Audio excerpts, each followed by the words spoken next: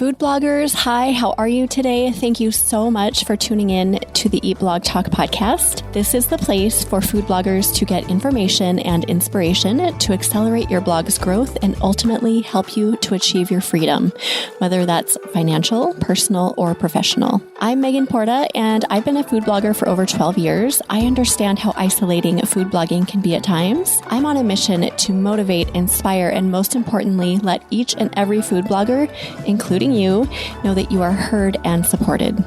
Most of you know and love Markee from Media Wyse. He is our favorite SEO expert. He joins me in this episode and he gives us such an in-depth look at SEO as we go into 2023.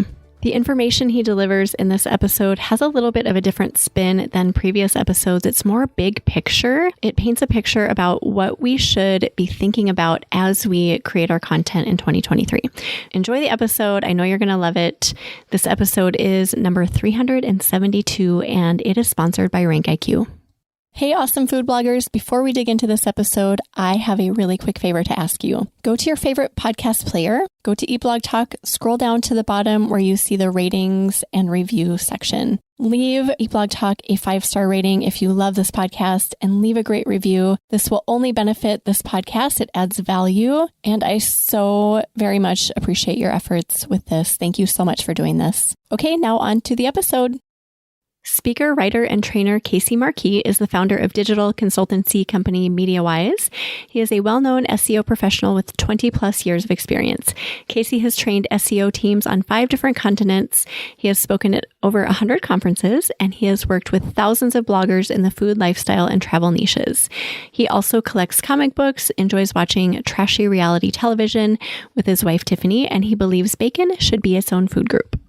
Hi, Casey. How are you? Thanks for joining me again here on Eat Blog Talk. How's it going today? Fantastic, Megan. It's a couple weeks before Christmas. I'm knee deep in my honeydew list from the wife. There's office is filled with lots of giveaways and presents to wrap. We are fully 100% deep in festive spirit this year. Oh, you are not alone. I think that's a common theme amongst all of us. Do you have a fun fact, Casey, to share? I know you've shared quite a few here, but do you have another one? Yeah, a little fun fact is I run a charity. I actually, my wife and I have been involved with an event called Christmas Armageddon that we run out of our home. This is our 17th year of doing so, and it is a charity event that we run on behalf of local charities. This year, we're going to be doing it to benefit the Baja Animal Sanctuary, which is a no-kill shelter based in Baja, California, around Rosarita area, and we've adopted 2 or 3 of our dogs from there over the years, and they always have a shortfall at Q4. So we find that this is our little way of giving back. And basically what it is it's a large Christmas party. We've run it out of our home. Usually we have anywhere from 100 to 200 people in here. It's a catered dinner. It's an ugly sweater contest. We have thousands of dollars in donated goods and services from local businesses. And my wife makes up baskets. It's basically a kind of what do you call those? The Chinese auctions, I believe is what they are. And we have that, and then we have massive giveaways. But yeah, it's that is this Saturday. So I don't know when this will air, but it'll be on Saturday the 10th this year. And our goal, of course, is always to raise as much money as we can and then present a check to the charity. Last year we raised $5,600. Oh, that's amazing. I love that. Hopefully we'll be able to beat that this year. So you said 17th year, is that right? Yeah, 17 years. It just ensures that we actually have a party, and it's just our chance to get to clear our house of stuff that we don't want. So there's a lot of built-in benefits to us as well. Oh, absolutely. Yep. Win-win all around, right? Absolutely. Well, good luck with that. I hope everything goes great. I'm sure it'll be fun. But you're here today to talk about SEO. All of us know and love Markee because you provide such great SEO knowledge. Thank you for all of that. So 2023 is coming soon. By the time this is published, it will be just upon us. Mm-hmm. So I'm wondering if you have some SEO predictions for us. But first, I have a question about something you mentioned last year. Mm-hmm. You mentioned this new torrent of food bloggers coming into the scene. You just said, oh my gosh, there are so many. It's crazy competitive. Is that still the case? Are things growing? Have they calmed down? Have they regressed? What is the situation? That's a good question. And again, I don't have the domain registration numbers yet. That's usually published towards the end of December. So we're kind of a little bit early for that. But as I mentioned when we spoke last year, it's just that everyone and their mother decided to start a food blog while they were home during the pandemic. And about 30% of the audits that I had in 2022 were from bloggers who had less than 1 year experience. So it was pretty crazy. And the thing about these bloggers is that they've come in quickly. They're investing in the best plugins. They're investing in the best themes. They're getting audits as soon as they can to get on the right track. And it's amazing how fast they are growing.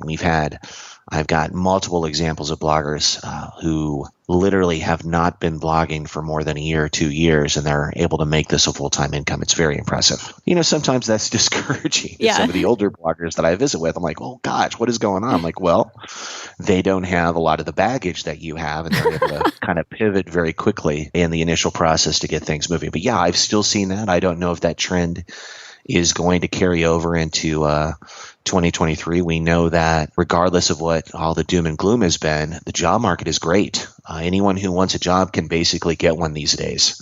Job numbers, especially that were just released here for November, were very impressive. So I don't expect that.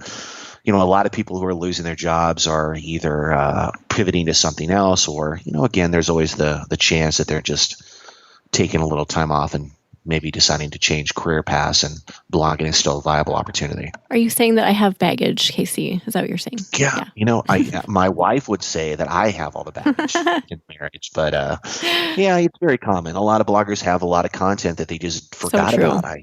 I have bloggers all the time who come to me. I'm like, I just don't understand why I'm not doing as well as I should be. And I'm like, well, here's an analysis of the 600 plus blog posts on your site, and 47% of your traffic is not coming from 300 of these blog posts. So what do you think we need to do to address that? So, and we'll talk a little bit about that with regards to predictions for 2023. So why don't you dig into some of your predictions? Be our fortune teller. Absolutely. Fantastic. So we've got a couple ones here. The first one that we're going to talk about is that Google will continue to push out updates. And as you're aware, Google has been doing this for years. We have a lot of updates. Sometimes they are announced, sometimes they're unannounced, but there's three kinds of updates that bloggers need to focus on in 2023. And those are helpful content updates, those are product updates, and those are core updates. Those are basically the three classes of updates that bloggers should be aware of. As many of you are probably aware of the helpful content update, which was pushed out by Google in August of this year.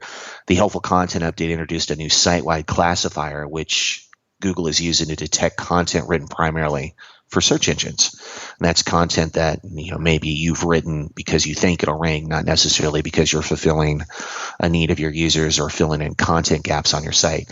And these new site-wide classifiers affect entire sites. It's a machine learning system that learns over time, and it's continually running at Google's end. You're going to find that these helpful content updates are going to be the par for the course as we go into 2023. You're going to see that they're going to be refined. We're probably going to see updates to the information that Google publishes. I'll provide a link that you can put in the transcript for the information. Google has provided a whole page on what this helpful content update is and what it's targeting. When did that initially come out? Was that in August of this year? Yeah. Okay. Yeah, August. Mm-hmm. All right. So you think that is just going to continue to be revised, and we're going to keep seeing that?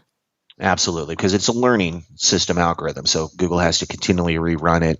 And most likely we're going to see updates to the document page as well. It wouldn't surprise me at all. The next one that we have are product updates. Product review updates are something that we saw a lot of in 2021. These are rolled out because there are so many websites that are ranking for product review content that are not helpful or uniquely valuable. Product reviews are not something that really affect a lot of lifestyle and food bloggers, but they can affect you, especially if you're doing a lot of advertorial or sponsored content, or you're doing lifestyle content, which just involves you regurgitating product reviews from other websites, which I do still see every now and then in audits. So Google likes to see evidence of you using the product and not just rehashing what others have said online about a specific product or service that you're recommending. So that's something that bloggers need to be aware of. So maybe you have a piece of software that you really like and you tend to write a lot of comments or a lot of posts about that product. Very important that if you're going to do that content is unique and that you're not regurgitating a lot of that information back and forth between those reviews, even if it's a long-time provider or manufacturer or tool suite owner that you've been working with. Does this apply to affiliate, like I don't do this much, but I know some bloggers who write posts about affiliates. So they'll write like, I don't know, an example, supercube trays, and then they'll write an entire post like why it's good. Here are some recipes you can use, that sort of thing. Well, yeah, especially if they're doing 6 or 7 posts on supercubes. Okay. So that's the kind of stuff that you really want to work on, quality, not quantity. Google likes to see evidence of you using the product yourself, making sure that you're using your own personal experiences, not rehashing what others have said online about that product, but also that the content you're publishing has a need, fulfills a need for the users. And it's not just you writing a review because the service expects you to do so at regular intervals on your site. Got it. Okay, what's the next type of update? And the last one is core updates. And I know many of you are familiar with the core updates. The core updates have been running for about 4.5 years so far. And Google, these are the only updates that Google really announces on a regular basis. We had a kind of a core update in September that went through. We also had core update last May and the like. And core updates happen approximately quarterly. Google doesn't give us a lot of specificity about what has changed, but they usually refer to their article on what site owners should know about core updates. And so Google has an article on that. And again, I'm happy to share that link to you in the follow-up. But Google determines at scale what they consider low quality content. And a core update is basically designed and roll out to impact weaknesses in the algorithms that they're seeing at scale. So these impact a large group of sites, and content quality is a big component of core updates. And so Google has always said, hey, we want to get better at understanding intent, and that's what these core updates are about. For example, one of the big core updates, a lot of core updates we've had over the years have been targeting specific mismatches in intent. The 2000 update, exactly, now that I think about it, targeted a lot of issues with bloggers trying to go after keywords like chicken recipes and dinner recipes where they weren't necessarily the most qualified result. And there was an over-optimization component involved in that. And we saw that again pushed out in June of 2021 and other updates. And so again, these core updates are something that Google is going to do regularly, that they do announce about, usually on Twitter through the Search Liaison account. And it's something that bloggers need to kind of accept. It's not something that you can really prepare for, even though Google has a whole page on core updates and what it involves, but it's just something that we live with. It's that Google is continually to refine intent matches to make sure that when people are looking for something, they're finding what they need. And sometimes that can have a positive effect, and sometimes that can have a negative effect. And it's certainly something that bloggers need to be aware of and try not to take personally in most regards. And not to stress about, right? Exactly. We can't do anything about it. We move on. Some updates help you, some updates hurt you, but it all evens out in the end. Is there anything we can keep at the top of our minds to navigate through these? I noticed a couple themes like just, creating authentic content, quality content. What else can we do to get through this without going crazy? Just always look at what is ranking in Google. One of the things that I see a lot of problems with in audits, especially in 2022, is an incorrect understanding of how-to schema and recipe schema work. For example, if you're looking at writing a post and it kind of has a how-to bent, like simple things like how to cut a tomato or how to peel a banana, that is not a how-to schema related post. That's a recipe post. And one of the easiest things bloggers can do if they're ever confused by this is to go into Google, type in that phrase, and look for a recipe carousel. Because you know that if there's a recipe carousel, you should not be using how-to schema anywhere in that post, because you will not qualify. So I run across this all the time, even from larger established bloggers. I don't understand why this post isn't ranking or why I'm not in the carousel, because there's not a carousel for that schema, and they just have to go in, flip the card from how to recipe, and voila, they pop right into the carousel. So little things like that are very important. So whenever you're putting together a post, always look at what the current carousel considerations are for that query, go into Google, find what's ranking, and adjust accordingly. That's easy enough. Okay, what about some other predictions, Casey? So the next one we're going to talk about is how visual content is impacted. I'm predicting to make a major impact on search rankings going forward. And we've seen that expand in 2022 with Google starting to prioritize shorter TikTok-style videos on mobile and the expansion of carousels. For example, they added a completely new carousel for Google Discover as an example.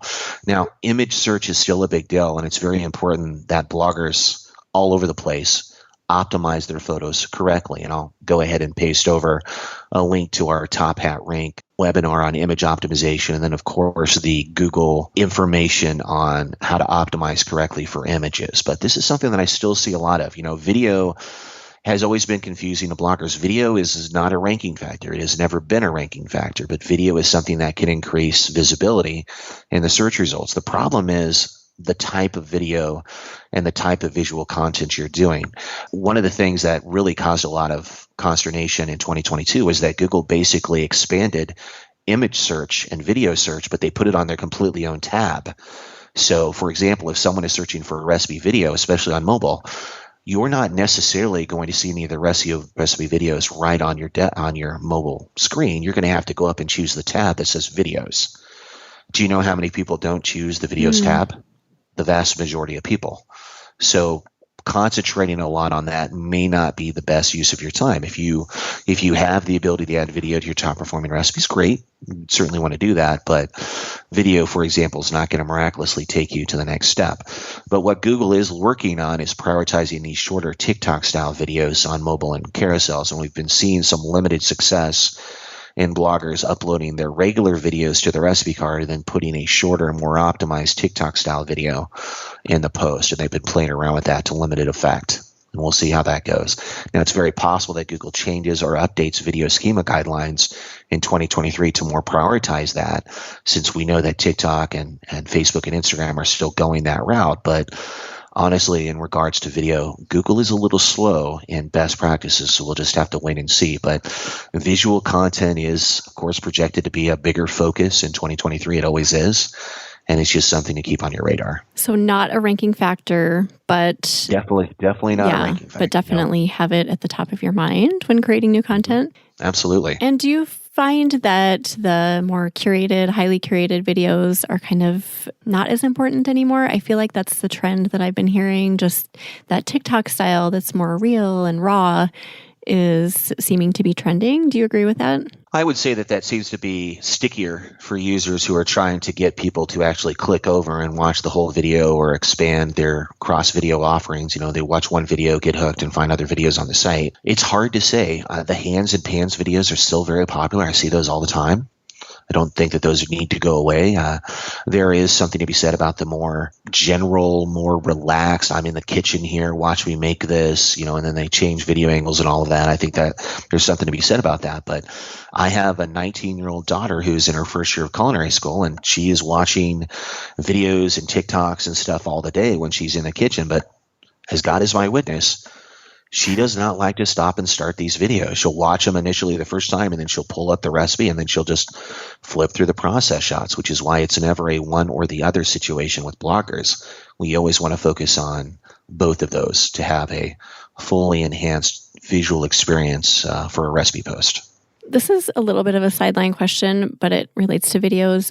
Where do you feel like in the recipe post a video should be embedded? This is kind of a topic of discussion within my circle. Should we put it in the post? Should we put it in the recipe card? Is it okay to do both? Do you have an answer to that? Well, especially if you're using a jump to video button, and you use a jump to video button, it's automatically going to go to the recipe card. So that's a mismatch. If you think about it, if you provide a jump to recipe button and you jump people to the video and you've moved the video out of the card to somewhere else, that's clearly something that you should avoid. Okay, so if you have a jump to recipe button, you should have... Yeah, jump to video. Okay. If you have a jump to video, it operates different than the jump to recipe. Right. But if you have a jump to video, and I see this all the time, if you're using a jump to video on your recipe post and you're jumping people down to your video and it's not in the card, that's a problem. So we need to fix that or remove the jump to video link. There's plenty of opportunity for if you upload your videos to your ad companies, then you can, and you're using something like WP Maker as an example, you can just move the video anywhere on the page and be just fine. I think that's totally acceptable, so you can still get value. I think that if we use various things. Heat mapping is something that I really recommend because some sites seems to do great when we move the video out of the card to elsewhere on the pages, and other sites just do terrible when we do that. And so I would say that you really need to be installing something like Hotjar or Crazy Egg and actually just signing up and spend $10 to do some very simple heat map testing to see what seems to be performing better for users, the video in the recipe card or the video higher in the page. Usually we could easily do both. I don't see a really problem with that anymore. You give your video to your ad companies. We monetize those at the top so they can kind of see it. We run an ad reel before the video, and then the video plays. And then, of course, you also have the video on the recipe card as well if users want to interact with that. I don't see a problem with that at all. I always forget about heat mapping. So thank you. I'm like, oh yeah, I forgot about that. I just wrote it down. Okay. Is there anything else about visual content that you wanted to mention, Casey? Nope, that's good for now. So the next issue that we're going to talk about is optimizing for entities, not keywords. And this is called the continued rush of semantic search. Now, if you've been listening to me over the years, semantic search is not something that should be new to you. We've talked about it in the Food for Bloggers, the SEO for Bloggers webinars for years. It's something that's always been top of mind. Semantic SEO is the optimization of content around strings, not things. It's not really keywords, it's concepts. And this is a shift that has arose out of a Google patent covering content vectors that has been around since way back in 2012.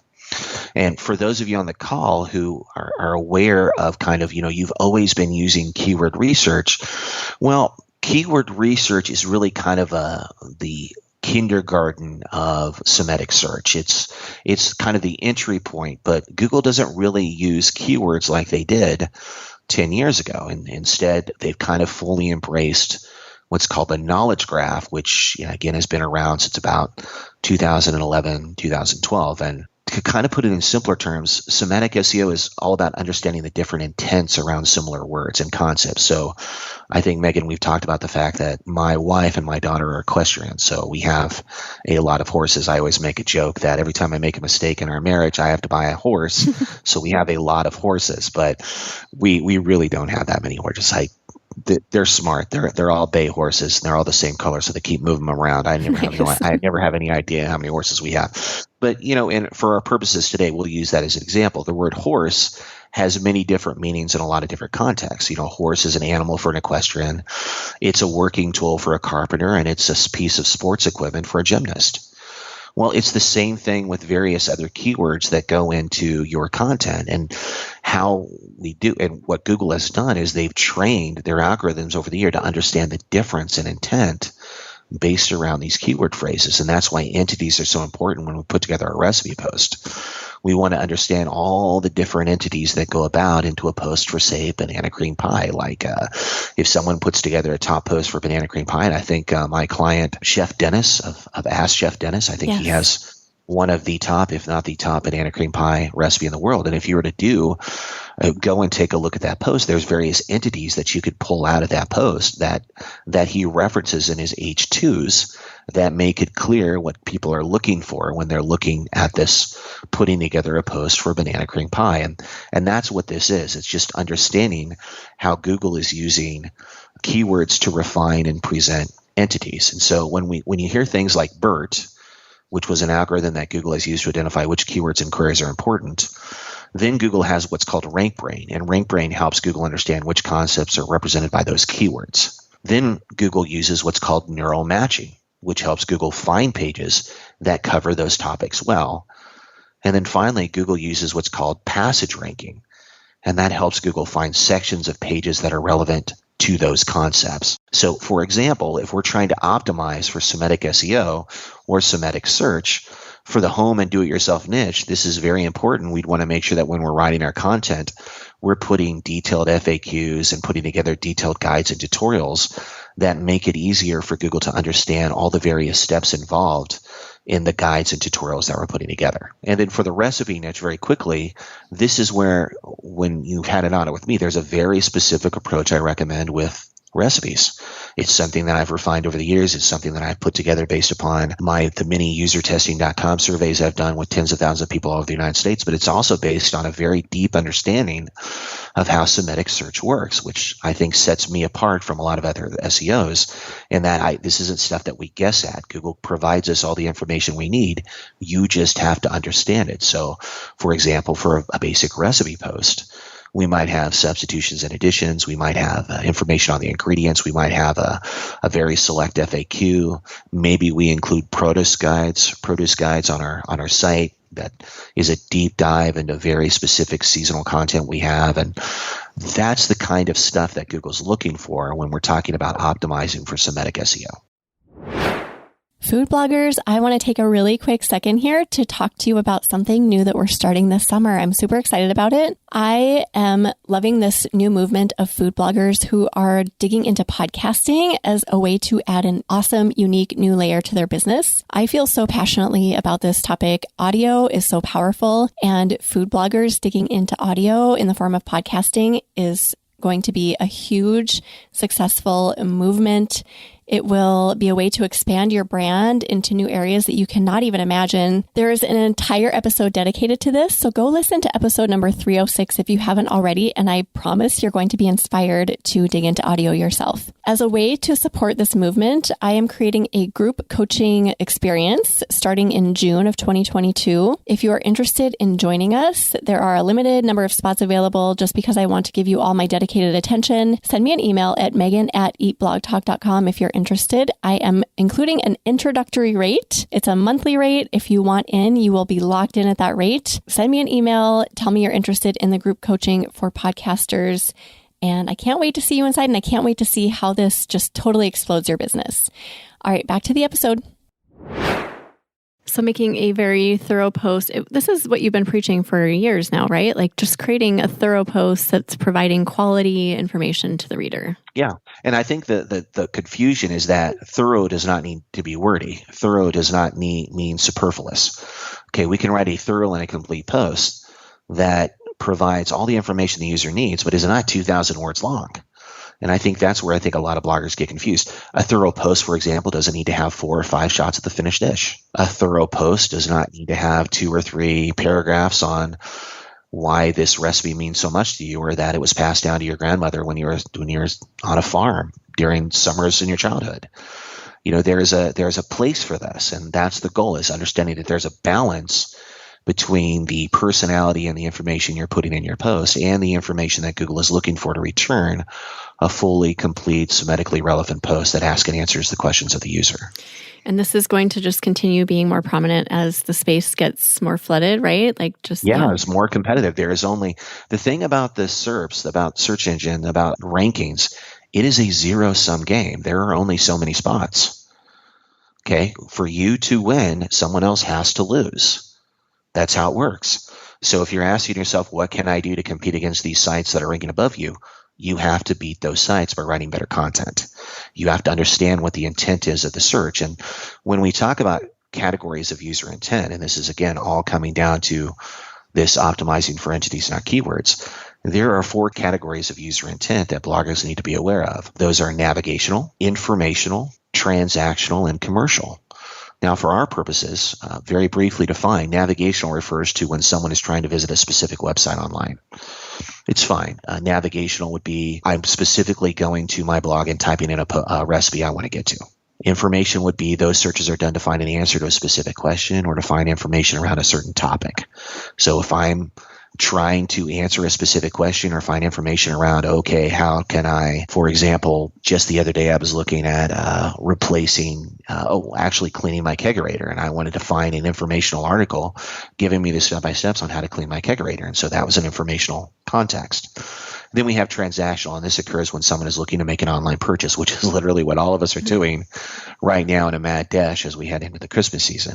And then finally, we have commercial, when people have the intention to make a purchase. So transactional and commercial are very close together. We have transactional when we're actually looking for information to make an online purchase, but then it doesn't become a commercial intent until we actually make the purchase. For most cases, for food and lifestyle bloggers on the call, you are in the informational intent section where you're targeting a user who's looking to find an answer to a specific question, find a specific recipe, find information around a specific content. That's your focus.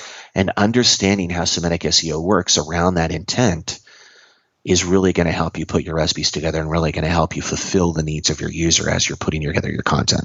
This is framed in such a great way because it helps me anyway to just think about the bigger picture and not just like, oh, I'm going to go after that keyword. It's more about digging in, like what are people wanting? And it's the bigger picture and not just, like you said earlier, not just keyword research. Right.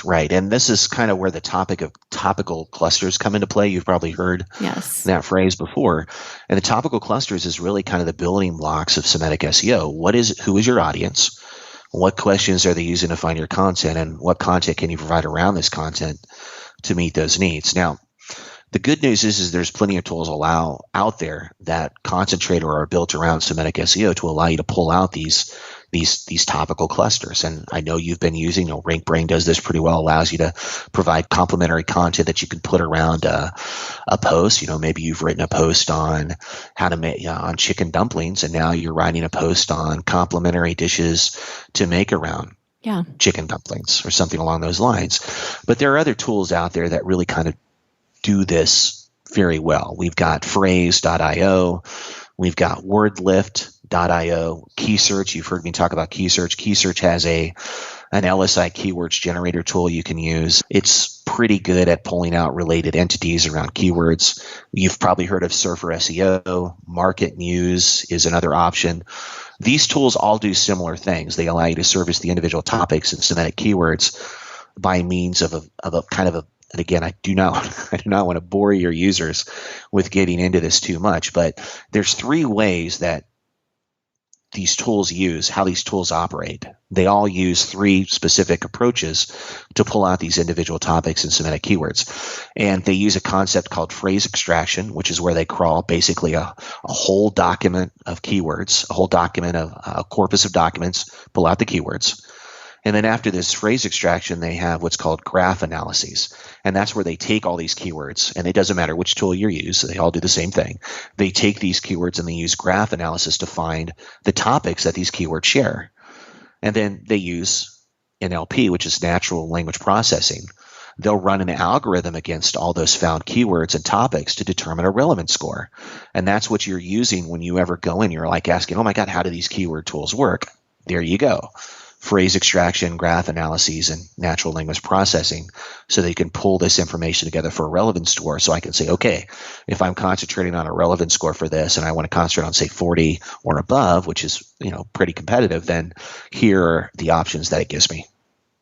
Yeah, I don't think that's boring. I think it's really interesting to know how those come together, and it makes me think deeply about food blogging. Who would have ever thought, right? Goal, folks. Like 10 years ago, who would have ever thought we would be having this conversation? All right. Is there anything else about semantic search, Casey, before we move on? Nope. Let's go ahead and move on to the next one. And the next thing that we're going to be talking about is how featured snippets are continuing to grow and increase. And you're going to see that in 2023. And featured snippets are something that many of you are familiar with. Those are the position 0 results at the top of the search pages, where you see, okay, if someone was to type in, how do you cut a watermelon? You see how the position 0 result is usually one big site. Maybe it's a segmented example. Or there are other options when you were to type in something like, who won the World Series in 1937? There's a very quick answer to that at the top of the search with a link to more information.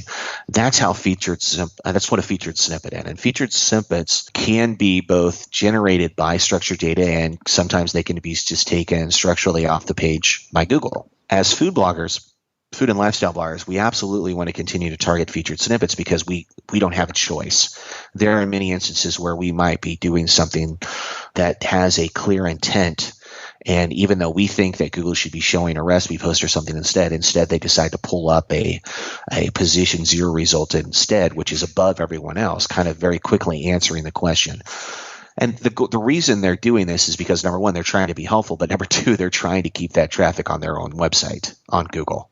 They don't necessarily want them clicking to you. They want to keep that traffic for themselves, which is, of course, is a trade-off. So targeting featured snippets are something that all bloggers need to understand. And to do that, we have to basically do 4 things. We have to target long-tail keywords. We have to create in-depth content such as how-tos and guides. We also have to focus on the user intent when creating content. Clearly, if I'm doing a search for something and I see that there's a featured snippet at the top of the post or at the top of the search results, then we know the intent for Google to return a featured snippet is 100% match. And that's something that we need to steal. We also want to target the people also ask sections that you find whenever you do a search. Salisbury steak is a great example. I love Salisbury steak. If I was going to go to Salisbury steak and type that into Google, there's a whole section of people, PPAs, people also ask questions. And the thing about these is that there's a lot of miscommunication, kind of incorrect information I see all the time in the recipe niche about the use of FAQ blocks in posts. If you are concerned that you shouldn't be using FAQ blocks in your post or in a recipe post because there was limited benefit, please get that out of your head completely. Completely incorrect, no data to support that assertion, none at all. FAQ blocks are actually being used by Google to populate the people also ask questions, the PPAs. Salisbury steak is a great example. If you go to the Salisbury steak result on Google, there are no fewer than 3 of my clients in that PPA, all with different questions, all pulled from FAQ blocks on their site. And we want to use FAQ blocks in posts whenever we can because, number one, they look and they present very well.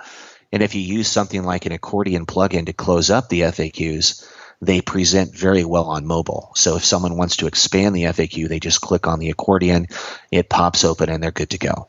So FAQ is definitely something that we want to continue to use. I think where the confusion lies is, and I've said this myself on the SEO for Publishers webinars, is that in posts, when Google sees recipe schema and FAQ on the same page, recipe schema is always going to be the primary schema. And that's fine. That's how we want it. But Google doesn't ignore the FAQ schema, far from it. They're just going to be able to more easily pull out things like PPAs from the content, and that's what we're optimizing for whenever possible. So understand that that's not a trade-off. You can absolutely use both, but the only time the FAQ would ever be the primary schema would be if you put, for example, an FAQ block on an About Me page or a guide or a how-to that didn't have a recipe schema. Then you would generate a little bit of a rich snippet from that, but it's certainly no reason to choose one over the other. They both work just fine together. All right. That's awesome. So we do want to get those featured snippets, right? Mm-hmm. We don't, absolutely. Even though they don't always lead to traffic. Yeah. I mean, in many cases, you have to be one of the top 5 for the PPAs, but understand that those are, we call those ever expanding accordions. So if I go to the Salisbury steak and I start choosing some of those PPAs, they'll immediately start generating more PPAs right below it. And so you'll see one like, why is Salisbury steak so tough? And that's a PPA pulled from, in this example, Savor the Flavor, which is a former client. She has an exceptional answer to that. And she's literally, you can see the PPA in Search Console pulling in lots of traffic for her. So they're there and they work extremely well. So definitely understand. Again, please be aware of who you're discussing or who you're talking to or who you're taking advice from. This is me telling you based upon the evidence that I clearly see in Search Console.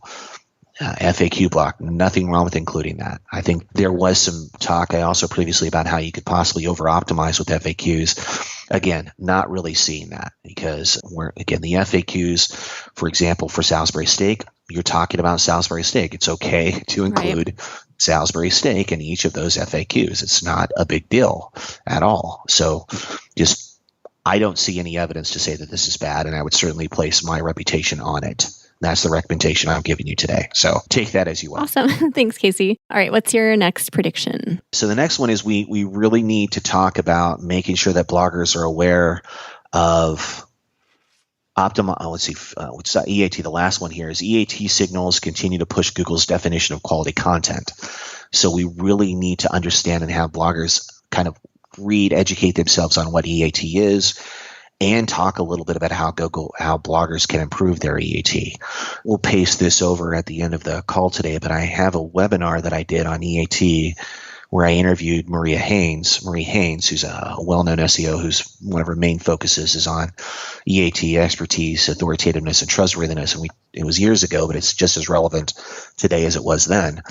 But EAT is something that Google has been really pushing, and we've known about it for years, but 2022 was very revealing because with the August helpful content update, that was the first time that Google had signaled very clearly that high quality content writing was more important than ever. Because if you had weak or low quality content on your site, they were actually going to hurt you. That's why they said, hey, we need to no index or remove this low quality content because we're grading your site. We're looking at your posts individually, but on an aggregate level, if you have weak, low quality content, that's going to hurt you. And so recently as well, Google just announced that EAT is calculated on every single result in the index individually. And that's the first time that they've admitted to doing that. And I'll paste over some great thoughts from H.G. Kim, who's the vice president of search at Google. He just had a keynote at the most recent SMX Summit, where he publicly talked about the fact that at no other time in history has Google used more EAT signals than right now. And the thing that he pushed was that Google publishes widely available rater guidelines that describe in great detail how their systems work to surface great content. I think previously when we had these conversations, Megan, we talked about the Google Quality Rater Guidelines. I think you might even have linked to it previously in one of the other webinars we've done or one of the other podcasts. But Quality Rater Guidelines are something that every website owner in the food and lifestyle niche and outside the food and lifestyle niche should be reading. I know that it's a very boring material, but if you ever do a search and find by keywords, you guys are shocked at how many times they mention food and recipe in the Google Quality Rater Guidelines. It is a lot. Interesting. Because we tend to have a lot of EAT issues specifically. Google's really wants to understand we're recommending something that's going to affect our health. This is food. It's a big deal. We want to make sure that Google's really clear that they want to surface only the best recipes and the best content. So kind of back to this EAT issue, the thing to understand is that EAT influences rankings, but it's not a ranking factor. And I think that's confusing to a lot of bloggers. The thing is that Google's ranking systems have two components. They have a relevance scoring and a quality assessment. So when we talk about EAT, it can influence both of those, but it's not a ranking factor. Now, I'm going to, again, also paste over a report for you that you can share in the transcript. It's, again, by Olaf Kopp, and it's a recent whole article that he did for Search Engine Land, which I'm fortunate to be a contributor to. And it's all about improving EAT, and it's around website entities. So that's why we've talked about entities and EAT today specifically.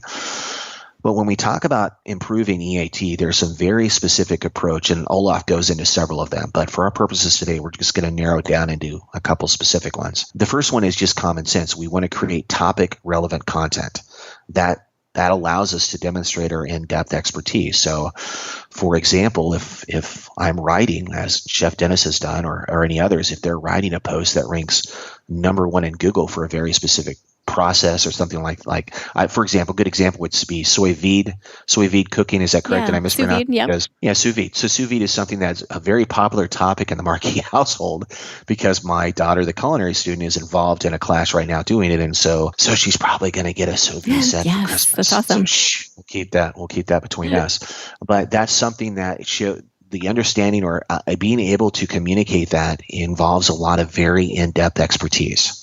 So you'll find if you look in Google around that topic, there is a very specific approach to content being taken. And we always want to look at what Google is ranking and then emulate that whenever we can around how they're demonstrating the in-depth expertise. The next one that we want to do is we want to expand what content you share on a topic. So I think we mentioned this before, if you were to do something on Chinese dumplings and you know that it's ranking well, then what we want to do is kind of fill out the topic clusters around that by saying, again, what would you serve other related Chinese dishes to serve with dumplings? Or, hey, if we were to have dumplings, here are the other ancillary dishes that, other ways for you to make sure that share that, supposedly, little things like that. We'd want to expand on the content focus whenever we can.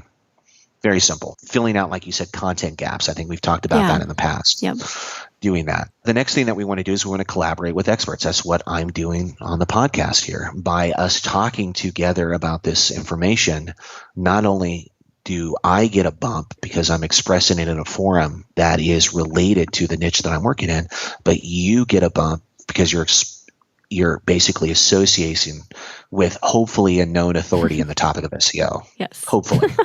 And that's how we're talking about collaborating with experts. So if you have an audit with me, and I know you did, there was a whole section in your follow-up that listed various podcasts, including yours, where you can submit yourself as a guest. And you can see that I've sent a lot of people your way. The goal is to make sure that we link out or we go and we find opportunities to reinforce and generate our own personal expertise by being on podcasts related to our target audience, by being in front of our specific audience whenever we can.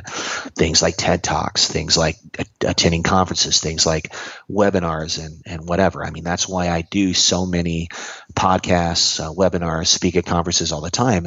I'm fortunate to have those opportunities, but it's a reinforcement of my existing expertise. This is a topic that I talk about a lot within my community too, because people are always talking about how to get that EAT. And I say the same thing, go guest on podcasts. And the response I always get is, I don't really know anything to talk about. I'm like, oh my gosh, you guys are food bloggers. You know so much. Yeah, as a matter of fact, that's a good point. And so what I do is initially when we have an audit, I usually do a 90-second tell me about yourself, tell me about your blog, so that I can actually see, so I can visually kind of audibly pull out information that they're telling me what is unique about their blog.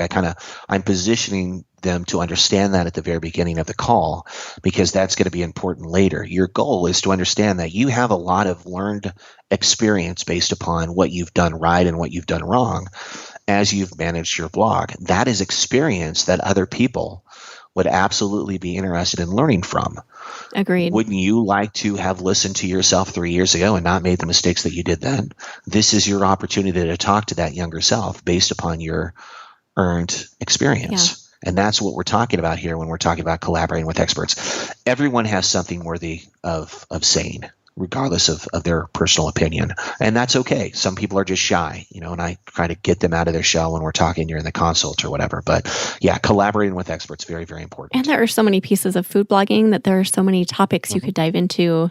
There's endless opportunity there, I think, and there's so much reward that can come from it. So I'm really glad you brought this up. Yeah. So the next issue, we've talked about creating topically relevant content. We've talked about expanding what content you share on a topic. We've talked about collaborating with experts. The next really trick here is to work to link all that semantically relevant content internally correctly. Now, we just had a very well-received and very detailed guide to internal linking with the SEO for publishers, the webinar that we did just last month, and it's jam-packed with internal linking best practices. So I would urge all of you on the call to do a search for that SEO for publishers, internal linking. That tells you what you need to do to correctly and fully link your internal content. What anchor text to use, what not to do when you're doing internal linking, how many internal links are enough, what happens, does Google count all your internal links when you're using same or different anchor text? We talk about all of that and more, and that's going to be really helpful for you. Okay, can we put that guide? Do you have a link to it, Casey? Yeah, we'll put all that. I was just searching for it really quick. Yeah. Just make sure that. But yeah, just type in SEO for publishers internal link, and I'll paste it over in the chat. Okay, awesome. Okay, any other predictions, Casey, for 2023, SEO or otherwise? So the last one that we're going to talk about is called increased focus by users on brand messages. And this is kind of an interesting one. We're going to use the social responsibility as a good one.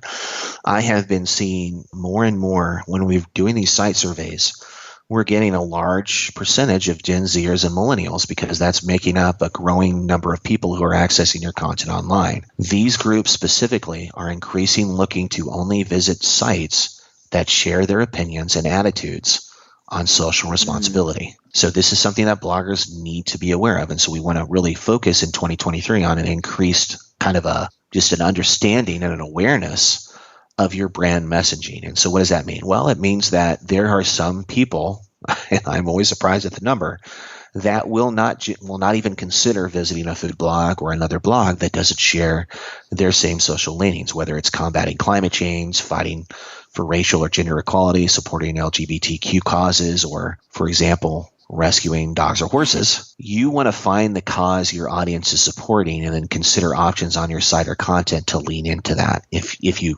think you can do that, if it's appropriate. So, I'm going to give you an example here. It's funny because I am about as anti-vegan as you can get. My idea of a salad is a fistful of lettuce covered incredibly with bacon and eggs and cheese. That's my idea of a salad. But I tend to have a lot of vegan clients because the vegan recipe niche is incredibly large, very, very large. I've always said this is a funny thing, but I audit more vegan blogs than any other sub-niche of any other site by far. Wow. And one of the recent vegan sites they audited was called Rescue Dog Kitchen. It's run by John Rush, who's a former Canadian football player. And his approach, and the reason I believe that he will be very successful, is that he has pledged to donate a percentage of all of his monthly ad income to specific rescue dog organizations because he has rescue dogs and it's a big part of his life. And that has helped set his site apart from a lot of other vegan recipe sites.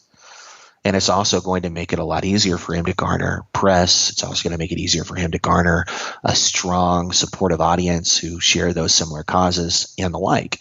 And that is something that bloggers who maybe are struggling to find their voice, or bloggers who are maybe looking for a way to differentiate themselves online, that's something to consider. Do a blog survey, find the leanings of the majority of your visitors and see if there's a specific approach or something on the site that we could lean into with regards to your brand messaging. And this is just something to be aware of. I believe that we're going to continue to see this focus as we head into 2023 and beyond, many years down the road and beyond. So that's it. So again, those are kind of the big issues today. So kind of as a summary again, Number one, I think Google will continue to push out updates. We talked about the 3 kind of updates bloggers should know about and understand. Number 2, I do think visual content is still predicted to make a much larger impact in search rankings going forward. We talked about what this means and how bloggers can prepare, both with their images and their image optimizations. We talked about optimizing for entities, not keywords, and the continued rush of semantic search. I think that's going to be a big deal in 2023, as it always is every year. We talked about featured snippets. I think those are going to continue to increase.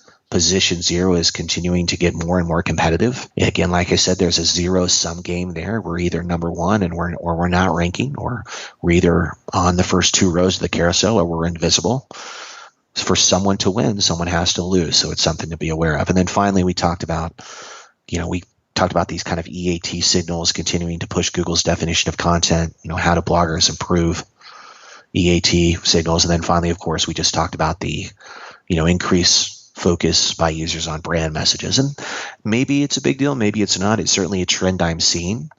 So if you have some social causes that are close to your heart, there seem to be clear benefits to being a little bit more front and center about that on your blogs and your marketing materials. So don't believe that that's a bad thing in many cases to minimize, because I'm seeing evidence to the contrary. Casey, you went deep. This was the deepest SEO related conversation I've ever had. This was like, I'm getting this all out of my system. This is the last podcast I'm doing for 2023. Oh. So as far as I know, something may come up, but I doubt it. Yeah. So I wish you all a very happy and healthy and restful holiday season, and we'll speak again hopefully in 2023. You as well. Do you have some inspiration to leave us with? Inspire us, tell us that we've got this or something.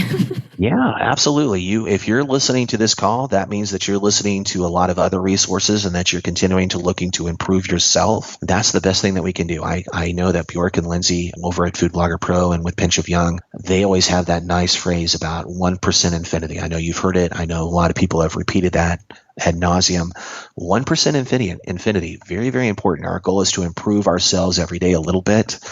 I wanted to get in shape in 2022, and I'm very pleased to say that I have. I've dropped a significant amount of weight, and I finally ran a 5K last night for the first time in like 6 years. Congrats, that's amazing. I hate running. You should only ever run if you're getting chased by a bear.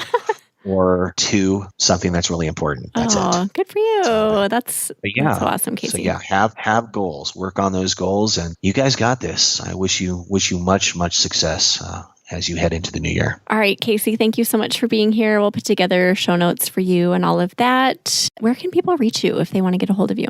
Absolutely. Well, you can reach me on Facebook. Find me at Casey Markee. You can find me my Facebook page at Media Wyse, MEDIAWYSE. My audit calendar, I'm not sure when this goes live, but my audit calendar for 2023 opens on Tuesday, January the 3rd. I'm not sure if this will be live before then, but I'll be booking for May, June, and July at that time. So I tend to fill up pretty fast. So if that's of interest to you, definitely make a note on your calendar. Awesome. Thank you so much for your time, Casey. We so appreciate you. Thank you, Megan. We'll speak again soon. Take care. Thank you so much for listening to this episode of Eat Blog Talk. If you enjoyed this episode, I'd be so grateful if you posted it to your social media feed and stories. I will see you next time.